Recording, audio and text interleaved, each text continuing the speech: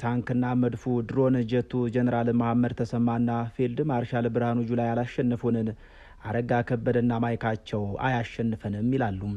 ላለፉት 2 ከዚያ በላይ ዓመታት በዱር ገደሉ በከተማ ገጠሩ በተደረገው ውጊያ ፍንክች ያላለን የፋኖ ኃይል በፕሮፓጋንዳ ማሸነፍ አይቻልም ይላሉ። በእርግጥ ሸማቂ ኃይሎችን በፕሮፓጋንዳ ማሸነፍ አይቻልም ወይ? ዓለም አቀፍ ተሞክሮ እንዳስነዋል። ሸማቂ ኃይሎች የሚፈሩት የውጊያ ስልት ጥቁር ፕሮፓጋንዳ አይደለምን? ምላሹም በዘገባው ተካቷል። አስረስ ማረዳምጤ ከሰሞኑ በአማራ ክልል የሚካሄደውን ህዝባዊ መድረክ ተከትሎ ተከታዩን መልእክት አስተላልፈዋል። ዝግጅት ክፍላችን ሳይቀንስም ሳይጨምርም ወደ እናንተ ወደ ውድ ተመልካቾቹ ያደርሰዋል። ከተላላኪነቱም ቢሆን ትንሽ የድርጅታዊ አውቶኖሚ የነበረው ብአዴን ሙሉ በሙሉ ፈርሶ ብልጽግና ውህድ ድርጅት ከሆነ ወዲህ የአማራ ብልጽግና የሚባለው ስብስብ ቴክኒካሊም ቢሆን በራሱ ቆሞ ማሰብ የሚችልበት እድል የለውም። የአማራ ብልጽግና የሚባለው አጠራርም የአማራ ወኪል ያለው በማስመሰል ለአብይ አህመድ ፊሽካነት እንዲያገለግል የሚጠቀሙበት አጠራር ነው። ነባሩ የብአዴን ኔትወርክም አርክቴክቶቹም መዋቅሩም በፋኖ ተጋድሎዎች ተበታትነዋል። ያም ሆኖ በየከተሞቹ ህዝብ እየሰበሰበ የአማራን ህዝብ ትግል ሊያንቋሽሽና ፋኖን ሲረግም መዋሉ አልቀርም። ይህንን ተግባር እንደ ፖለቲካ ስራ የሚያዩ ወገኖች አማራ ክልል ውስጥ አገዛዙ እግር እየተከለ ይሆን የሚል ስጋት ሲያድርባቸው እናያለን። ብልጽግና ከእለት ግርግር ያለፈ ነገር መስራት የማይችል የቀውስ ቡድን ነው። በአዳራሽ ሰላም ፈላጊ የሚመስለው ኃይል ከአዳራሽ እንደወጣ ህዝብን በገፍ የሚዘርፍና የሚጨፈጭፍ ነው።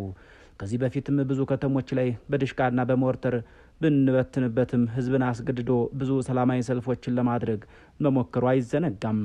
በሽማግሌ ስም፣ በሰላም ካውንስል ስም፣ በሃይማኖት አባቶች ስም የተደራጀና ነጋዴዎችም ጭምር የተካተቱበት ከትግል የሚያስኮበልሉ የፖለቲካ ደላሎችም በብዙ በጀት ጋር አሰማርቶ ነበር። ዳሩ ግን ምንም ለውጥ አላመጣም፣ አያመጣምም። የአማራን ትግል ማስቆም የሚቻለው የትግሉን አጀንዳዎች ለይቶ ተግባራዊ ምላሽ በመስጠት ብቻ ነው። እነኚህ ጥያቄዎች ደግሞ አገዛዙ የቆመበትን የቀውስና የሽብር አምድ የሚሰባብሩ ስለሆኑ አርቆ ሀሳቢነትንና ህዝብን ማስቀደምን ይጠይቃሉ። አብይ አህመድ ለዚህ ዝግጁ አይደለም። የተሰባበረው የብአዴን መዋቅር ደግሞ ቴክኒካሊም ሆነ በፍላጎት ደረጃ ይህንን አጀንዳ ሴት ለማድረግ የማይችል እንደ ፖለቲካ ድርጅትም ሆነ እንደ ክልል መንግስት ወይም እንደ ስብስብ መቆም የማይችል ነው። ስብስቡ የቀበሌና የወረዳ መዋቅር የለውም። ባህር ዳርና የዞን ከተሞች ያለው አመራርም ከሰራዊቱ ካምፕ የሚያድር ነው። ለደህንነትም ለፖለቲካ ስራም ከጀኔራሎቹ ጋር የተጠረነፈ ነው። ደሞዝና ሬሽን አይቀበልም እንጂ የመከላከያው ስታፍ ነው። የታችኛው መዋቅር ኔትወርክ ስለሌለው አየር ላይ ያለፊኛ ሆኗል። በዚህም ምክንያት እንደ ስብስብ አጀንዳ መያዝም ሆነ ፋንክሽን ማድረግ የሚችል አይደለም። ስለዚህ ከአክቲቪስትነት የዘለለ ሚና የላቸውም። ለዛም ነው አዳዲሶቹ ከጂዎች ሳይቀሩ ክረባት አድርገው ወደ ስቱዲዮ እየዘመቱት። የሆነ ሆኖ ለመጪዎቹ በርከት ያሉ ጊዜያት የአማራ ህዝብ ፖለቲካ የሚወክለው ለህዝቡ ነጻነት ህልውናና ለዕለ ህይወት እየከፈለ ባለው የፋኖ መዋቅር ብቻ ነው ይላሉ አስረስ ማረዳምጤም። ይህ ትግል ተራ የሽምቅ ትግል አይደለም። በማህበራዊ ንቅናቄ የታጀበ የአማራ ህዝብ የህልውና ትግል ነው። መድፍና ታንክ ይዞ ያላሸነፈን ጀነራል መሐመድ ማይክ ይዞ አያሸንፈንም። አረጋ ከበደም ሚሊሻን ከነሙሉ ክብሩ ካድሬን ከነኮተቱ ተሸክሞ ፈቀቅ ያላደረገንን ትግል እናቶችን ሰብስቦ በሚደሰኩረው ወሬ የሚለውጠው ነገር የለም። ይህን ከላይ የተባለውን በጠቅላላ የሚሉት አስረስ ማረዳምጤ ናቸው። ጤና ይስጥልን። ዛሬ የአገሪቱን የፖለቲካ ትኩሳት ወደ እናንተ የሰቀለውን 4 ኪሎን እንቅልፍ የነሳውንና በአማራ ክልል እየተካሄደ ያለውን የሞት ሽረት ትግል ውስጥ ወይራነት እየቃኘን ነው። 2016 ዓመተ ምህረት መንግስት በ2 ሳምንት አጠናቅቀዋለሁ ህግ ማስከበር ነው ብሎ የጀመረው ዘመቻ ዛሬ ታህሳስ 2018 ዓመተ ምህረት ላይ ደርሷል። ቃልና ተግባር፣ ፕሮፓጋንዳና መሬት ላይ ያለው እውነት እንደ ሰማይና ምድር ተራርቀው የምናየው እዚሁ ላይ ነው። መንግስት ከሰሞኑ ከጠመንጃ ጠብ ባሻገር የፕሮፓጋንዳውን ጠብ ጀምሮታል። የፕሮፓጋንዳ ማሽኖቹ ደግሞ በተለምዶ የህዝብ ሚዲያ ተብሎ የሚታወቁት በተግባር የፓርቲ ሆነው የተገኙት ናቸው። በእርግጥ በዓለም ላይ ነጻ ወይም ፕሮፓጋንዲስት ይዘት የሌለው ሚዲያ የለም። የብልጽግና ሚዲያዎች ይዘታቸው ምን ያሳየናል? የመጨረሻ ግቡስ ምግብ የተከመረባቸው ሆቴል ማስታወቂያዎች፣ የሚያማምሩ መናፈሻዎች፣ የፋሽን ቁንጅና ማዕቶች፣ የአዲስ አበባ መኪኖች፣ ሰማይ ጠቀስ ፎቆች፣ ፋውንቴኖችና ብልጭልጮችን ወዘተ እያሳዩና የአማራ ክልልን ህዝብ እያወያዩ ሰላም እየመጣ ነው፣ ሰላም ነን እያሉ ናቸው። የቲቪ መስኮቶች የሚያሳዩት በሱፍ የተጀቦኑ ማአት የወዙ የካድሬ ፊቶችን፣ የስፖርት ጨዋታዎችንና ቢዝነሶችን ወዘተ ወዘተ ሆኗል። ምስሎቹ በአማራና በትግራይ በኦሮሚያ ክልሎች ውስጥ ስርዓቱን ለመታገል ወስነው ሁሉን ነገራቸውን ይቅርብኝ ብለው ምቾታቸውን ሁሉ ሰውተው አማጺ ቡድኖችን ለተቀላቀሉ ወይም ሊቀላቀሉ ለሚችሉ ወጣቶች ማማለያዎች ሆነው እንዲያገለግሉ የታለሙ ናቸው። በእርግጥ ይህ ለማለት ነፃና ገለልተኛ እየተባለ ከሚዘፈንለት የምዕራቡ ዓለም ሚዲያ አውታር ካሳለፋቸው አንዳንድ ተሞክሮዎች መነሳት ግድ ነው። ነገሩ ናቹራሊቲ ወይም ገለልተኛ መልእክቶችን ማስተላለፍና ነፃነት ወይም አንኮንሰርንድ ፍሪደም በየትኛውም ዓለም መንግስት ሚዲያዎች ባህሪ ሆኖ አያውቅም።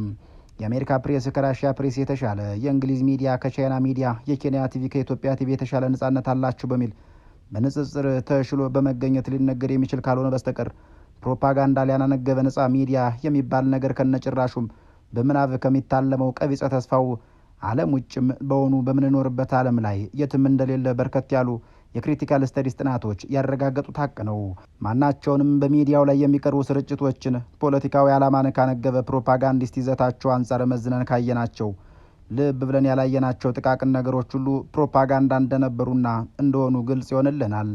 ከሶሻሊስት ካምፖች መፈራረስ በኋላ የቀዝቃዛውን ጦርነት ያሸነፈው ግዙፍ የሚሳኤል አፈሙዝ ሳይሆን የሆሊውድ የፊልም ኢንዱስትሪ ነው እየተባለ የተቀለደውም ለዚሁ ነበር። በየትኛውም ፊልም ውስጥ እንድትመለከት የምትደረገው የሆኑ ገሌና ገሌት የተባሉ ባለታሪኮችን የተዋቡ ፊቶች ብቻ አይደለም። ይልቁንም አንዳንዶች ፕሮፓጋንዳዊ መልእክት ያላቸው ናቸው። ዛሬ አማራ ክልል መንግስት በታች በወረዳ ከተሞች እየወረደ ህዝቡን ሲያወያይ ይስተዋላል። የህዝቡ ጥያቄ አንድ ነው። አትግደሉኝ፣ ያለበለዚያ ህይወቴን ለማቆየት እዋጋችኋለሁ። እስኪ ወደ መሬት እንውረድ። ዛሬ በአማራ ክልል ያለው ሁኔታ ምን ይመስላል ብለን ስንጠይቅ መልሱ የሚያመላክተን አንድ እውነታን ነው። እሱም የኃይል ሚዛኑ ከቤተ መንግስቱ ይልቅ ወደ ጫካው እያደላ መምጣቱን ነው። እንግዲህ ልብ በሉ። ከጥቂት ዓመታት በፊት ፋኖ የሚባለው ስም በመንግስት ሚዲያዎች የመንደር ሽፍታ፣ ባዳና ባንዳ ተመሳሳይ ነገር ተብሎ ሲጠራ ነበር።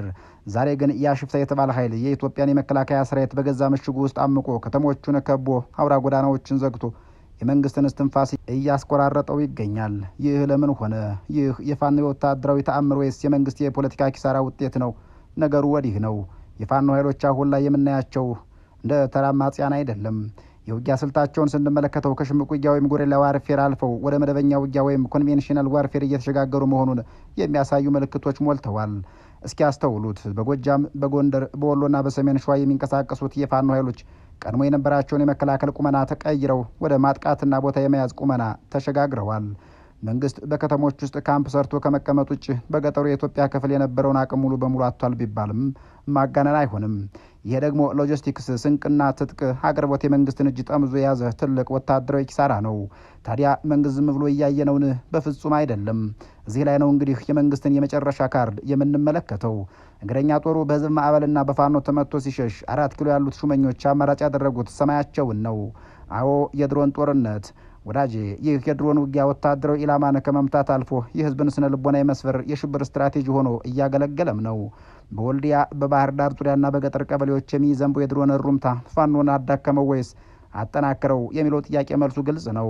በመንግስት ድሮን ጥቃት ንጹሐን በሞቱ ቁጥር ህዝቡ ወደ መንግስት ከመጠጋት ይልቅ ለፋኖ ኃይሎች ልጆቹን መርቆ እየሰጠ ነው። መንግስት በሰማይ የሚያሸንፍ ቢመስለውም በምድር ላይ ግን የህዝቡን ልብ ለዘላለሙ እያጣው መጥቷል። ጉዳዩን ይበልጥ ውስብስብ የሚያደርገው ደግሞ የፖለቲካው ገጽታ ነው። ቀደም ሲል አደረጃጀት የለውም መሪ የለውም እየተባለ ይተች የነበረው ፋኖ ዛሬ በዝምታና በስራ የፖለቲካና የወታደራዊ መዋቅሩን እያጠናከረው መጥቷል። የአማራ ፋኖች በተለያዩ ቀጠናዎች ቢሆኑም በኦፕሬሽን ደረጃ የሚፈጥሩት ቅንጅት የመከላከያ ሰራዊቱን ከፋፍለህ ምታ ወይም ስትሬች ኤንድ ስትራይክ እያደረገው ነው። ይህም ብቻ ሳይሆን የፋኖ የትግል አቅጣጫ ከህልውና ጥያቄ ወደ ስርዓት ለውጥ ማደጉን የአደባባይ ምስጢር እየሆነ መጥቷል። ይህ ለጠቅላይ ሚኒስትር አብይ አህመድ አስተዳደር ቀይ መብራት ነው። ምክንያቱም ፋኖ አሁን እየታገለ ያለው ክልሉን ነጻ ለማውጣት ብቻ ሳይሆን አዲስ አበባ ያለውን የፖለቲካ ስርዓት ለመቀየር ጭምር መሆኑን በተደጋጋሚ እያሳየ ነው። ነገር ግን ይህ ሁሉ የፖለቲካና የወታደራዊ ትርምስ መሀል ልባችንን የሚነካውና እንቅልፍ የሚነሳው ጉዳይ የህዝቡ ሰቆቃ ነው። ይህ ጦርነት በአማራ ክልል ያስከተለው ሰብአዊ ቀውስ በቃላት የሚገለጽ ብቻ አይደለም። ትምህርት ቤቶች ወደ ጦር ካምፕ ተቀይረዋል። ሆስፒታሎች መድኃኒት አጥተው የቆሰሉ ሰዎች በየሜዳው እየሞቱ ናቸው። የኢኮኖሚ እንቅስቃሴው ሙሉ ለሙሉ በሚባል ደረጃ ተሽመድምዷል። አንድ ሙሉ ትውልድ ያለ ትምህርት፣ ያለ ጤናና ያለ ተስፋ እያደገ ነው። ይህ ትውልድ የመግደል ያህል የሚቆጠር ታሪካዊ ወንጀል ነው። ታሪክስ ይህንን ይቅር ይላልን? መንግስትስ ሀገር እያለማ ሆነው ይላልን? የገዛ ህዝቡን በረሃብና በድሮን እየቀጣ እንዴት መቀጠል ይቻላል የሚለው ጥያቄ ማንኛውም ጤነኛ ሰው የሚያነሳው ነው። ወደ ማጠቃለያው የመጣን እንደሆነ አንድ የምንገነዘበው ሀቅ ቢኖር የዚህ ጦርነት ፍጻሜ በጠመንጃ አፈሙዝ የሚወሰን አለመሆኑን ነው።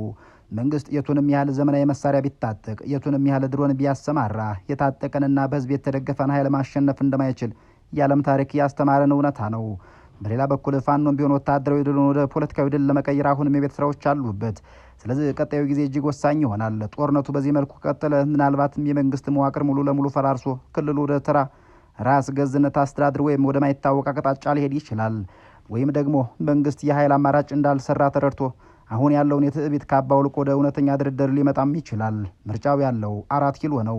እስከዚያው ግን ደም መፍሰሱ ቀጥሏል። የንጹሃን እንባም እየፈሰሰ ነው። እኛም እንደተለመደው እውነትን ፍለጋ ከፕሮፓጋንዳው ማዶ ያለውን እውነታ እየፈተሽን ወደ እናንተ ማድረሳችንን እንቀጥላለን። ለአሁኑ በዚህ እናበቃለን። በሌላ ተመሳሳይ መሰናዶ እስክንገናኝ በያላችሁበት ሰናይ ጊዜ እንመኛለን። ቸር ያገናኘን።